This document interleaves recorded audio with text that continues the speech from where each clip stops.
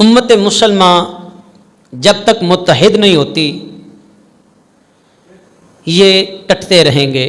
تاریخ کے اوراق پلٹ کے دیکھیں، جب اس امت کا اتحاد پارا پارا ہوا تو کافروں نے چڑھائی کر دی۔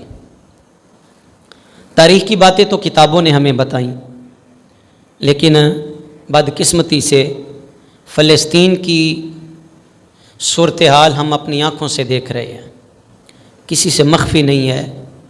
بچے ذبح کیے گئے، عورتوں کو شہید کیا گیا، ہماری ماؤں بہنوں بیٹیوں کو جو رسول پاک علیہ السلام کا کلمہ پڑھنے والے ہیں انہیں بے دردی کے ساتھ شہید کیا گیا، اور ظالم کفار نے جو بربریت ظلم کی انتہا کی ہے پوری دنیا اس سے غافل نہیں ہے۔ یہ الگ کہانی ہے کہ وہ جو جانوروں کے بھی حقوق بتانے والے، وہ جو اقوام متحدہ میں بیٹھے ہوئے لوگ یا بڑی بڑی ایجنسیاں قائم کرنے والے ادارے، حقوق انسانیت پہ بات کرنے والے ادارے پتہ نہیں کیوں خاموش ہیں۔ انہیں غزہ نظر نہیں آتا، انہیں فلسطین نظر نہیں آتا، انہیں کشمیر نظر نہیں آتا۔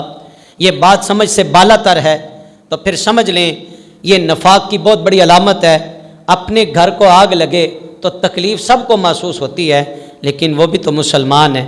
فلسطین والے، رسول پاک کا کلمہ پڑھنے والے، میں نے کہا غیروں سے ہم کیا گلہ کریں، اپنے بھی جو ہے نا وہ ان کی امداد کے لیے نہ پہنچ سکے، اپنوں میں بھی ایسے ہمیں کوئی دکھائی نہ دیے کہ جو محمد بن قاسم بن کے فلسطین میں پہنچتا، جو صلاح الدین ایوبی کا جانشین بن کے پہنچتا، کوئی مسلمہ کذاب کے مقابلے میں حضرت ابوبکر صدیق رضی اللہ تعالی عنہ کی سنت کو ادا کرتے ہوئے کوئی لیڈر ہمارا فلسطین میں پہنچتا، یا فلسطین والوں کے لیے کوئی ایسا کام کر جاتا کہ اس کے ایسے فعل سے خدا بھی راضی ہو جاتا، مصطفیٰ بھی راضی ہو جاتا۔